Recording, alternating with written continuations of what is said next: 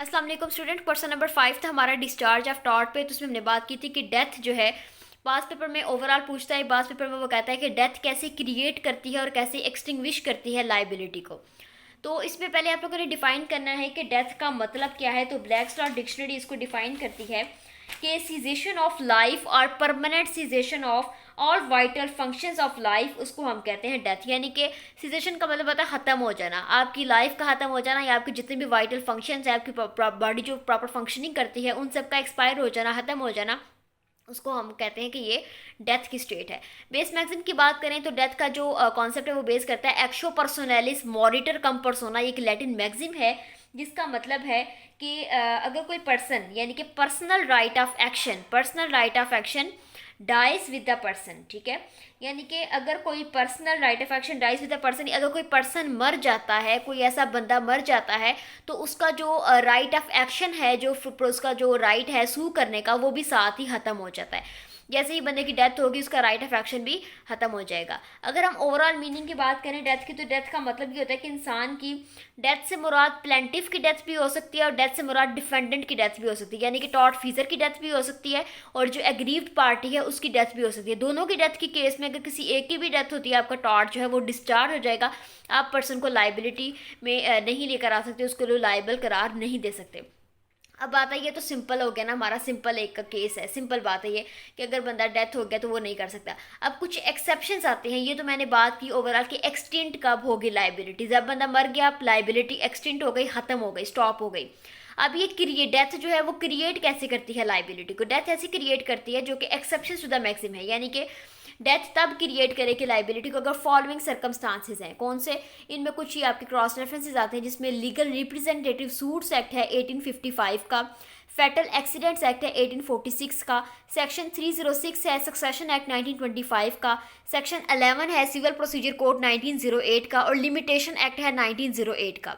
अब ये सारे एक्ट्स जो है ये एक्सेप्शंस की बात करते हैं। ये सारे एक्ट क्रिएट करते हैं liability on the tortfeasor although the death of the plaintiff or death of the tortfeasor has been committed। यानी कि अगर कोई पर्सन है उसकी डेथ हुई है विद द एक्सीडेंट, यानी कि एक पार्टी ए है वो जा रही है और पार्टी बी ने एक और एक्सीडेंट के साथ उसकी डेथ काज कर दी है।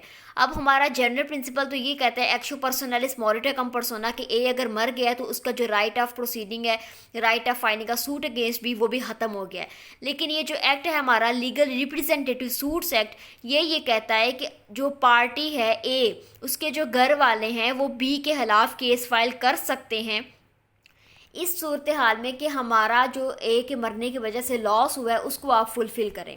वो उसके पर्सनल राइट की बात तो नहीं कर रहे, उसके लिए डैमेजेस नहीं, बल्कि वो कहेंगे इसके मरने से जो हमें नुकसान हुआ है आप वो फुलफ़िल करें, आप हमें कॉम्पेंसेशन दें, आप हमें डैमेजेस दें, आप हमें वो सारे नुकसान हमारा फुलफ़िल करें, रेस्टिट्यूट करें जो हमारी पार्टी का, हमारा जो बंदा ए है उसके मरने की वजह से हुआ है। तो फिर ये क्रिएट कर देता है liability upon the be upon the tortfeasor. उसके बाद इसी तरह फेटल एक्सीडेंट्स ऐसे जो कि बात करता है कि अगर कोई बंदा किसी फेटल एक्सीडेंट की वजह से, मैंने अभी बात बताई कार एक्सीडेंट में अगर वो बंदा मारा गया तो उसके जो लवाहकीन हैं वो केस फाइल कर सकते हैं अगेंस्ट टॉर्टफीजर, तो फिर उसको रेमेडी मिल जाएगी। इसी तरह सक्सेशन एक्ट है, वो भी यही चीज़ बात बताता है कि जो उसके सक्सेशंस हैं, जो उसके लवाहकीन है, वारसान हैं, वो सारे केस फाइल कर सकते हैं, लेकिन वो विद इन प्रेस्क्राइब लिमिट्स में होना चाहिए। तो ये चीज़ें हैं जो आपकी क्रिएट करती हैं और एक्सटिंग्विश कर देती हैं लाइबिलिटी को। अगर आपको समझ नहीं आया मैं फिर से एक दफ़ा बताती हूँ।